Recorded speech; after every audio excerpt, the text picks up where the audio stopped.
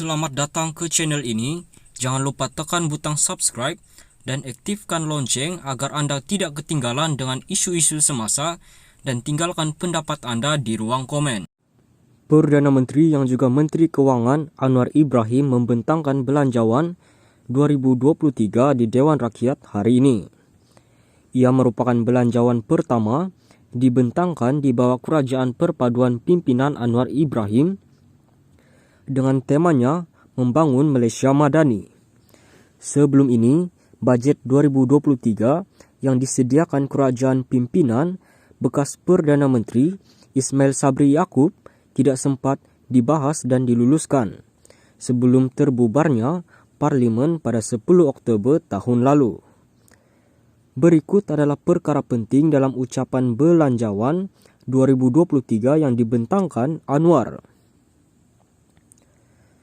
Pada jam 6.15 petang, selepas hampir 2 jam, Anwar mengakhiri ucapannya dengan menggesa ahli parlimen bersama-sama memerangi rasuah. Biarpun ada yang berbeza pandangan politik, jangan kita biarkan perbezaan tersebut menghindar kita daripada melakukan perubahan yang bermakna. Sekiranya kita bersaing, janganlah race to the bottom, tetapi mesti berpaksikan kepada prinsip fasta bikul khairat, yakni berlumba-lumba dalam melakukan kebaikan, kata Anwar. Ini menandakan berakhirnya liputan langsung ucapan belanjawan 2023 dari Malaysia Kini. Untuk mengetahui lebih lanjut tentang belanjawan 2023, lawati halaman interaktif kami di pautan berikut. Sumbangan RM500 dalam akaun KWSP. Kerajaan bercadang menyalurkan RM500 ke dalam akaun KWSP Pencarum yang mempunyai jumlah kurang daripada RM10,000 dalam akaun 1. Ini terhad kepada ahli yang berumur antara 40 dan 54 tahun. Anwar berkata ia akan memberi manfaat kepada kira-kira 2 juta ahli KWSP. Menurutnya, kerajaan mahu membantu individu yang terjejas akibat pandemik COVID-19, membina semula dana persaraan mereka. Kerajaan menyasarkan untuk mengambil 1,500 pegawai perubatan, pegawai pergigian, dan ahli farmasi baru secara tetap atau kontrak. Skim kesihatan baru yang dinamakan Skim Perubatan Madani untuk golongan miskin mendapat akses kepada pengamal kesihatan swasta akan diperkenalkan. Skim ini dimodelkan mengikut skim serupa di Selangor. Mulai tahun 2023 dan seterusnya, pelepasan cukai untuk perbelanjaan perubatan telah dinaikkan kepada RM10,000, meningkat daripada RM8,000 sebelumnya.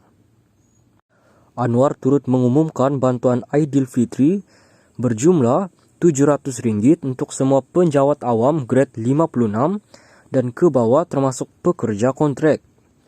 Sementara itu, pesara akan mendapat bantuan khas RM350. Peminjam PTPTN berpendapatan kurang daripada RM1,800 akan diberikan moratorium pembayaran selama 6 bulan dengan permohonan dibuka mulai Mac. Anwar berkata ini bagi membolehkan peminjam yang layak untuk moratorium mendapat gaji yang lebih baik. Sementara itu, kerajaan turut memberi diskaun 20% bagi pembayaran balik PTPTN selama 3 bulan bermula Mac. Putrajaya akan mencari jalan untuk mengurangkan kos projek transit aliran masa 3 MRT 3. Anwar berkata projek itu dianggarkan menelan belanja RM50 bilion dan pentadbirannya menyasarkan untuk mengurangkan kepada RM45 bilion. Penjimatan itu, kata Anwar, akan diagihkan semula kepada rakyat. Kerajaan juga akan menguji kad perjalanan bas tanpa had untuk Johor Bahru yang dikenali sebagai MyBus 50. Anwar menjanjikan sekurang-kurangnya RM300 juta bayaran khas kepada Sabah dan Sarawak. Tiada garis masa diberikan untuk pembayaran itu. Di bawah Perlembagaan Persekutuan, Putrajaya diwajibkan membayar Sabah dan Sarawak setiap tahun. Tetapi jumlah itu tidak berubah sejak 1970-an hingga 2022. Kedua-dua wilayah itu masing-masing dibayar 125,6 juta ringgit pada 2022 dan jumlah ini akan meningkat kepada 142,6 juta ringgit menjelang 2026. Kerajaan mencadangkan pemotongan cukai sebanyak 2% bagi kumpulan yang mempunyai pendapatan tahunan bercukai RM35,000 hingga RM100,000. Anwar berkata kira-kira 2,4 juta pembayar cukai akan mendapat manfaat daripada dasar ini. Dia berkata dasar ini perlu kerana M40 sangat bersabar sejak beberapa tahun kebelakangan ini, manakala kumpulan B40 menerima bantuan kerajaan paling banyak. Cukai bagi mereka yang berpendapatan bercukai melebihi RM100,000 akan menyaksikan peningkatan antara 0,5% hingga 2%. Namun, kurang daripada 150,000 pembayar cukai akan dikenakan cukai yang lebih tinggi, katanya. Secara keseluruhannya, kata Anwar, kerajaan menjangkakan pengurangan hasil cukai RM900 juta berikutan perubahan yang menurutnya memberi manfaat kepada kumpulan M40.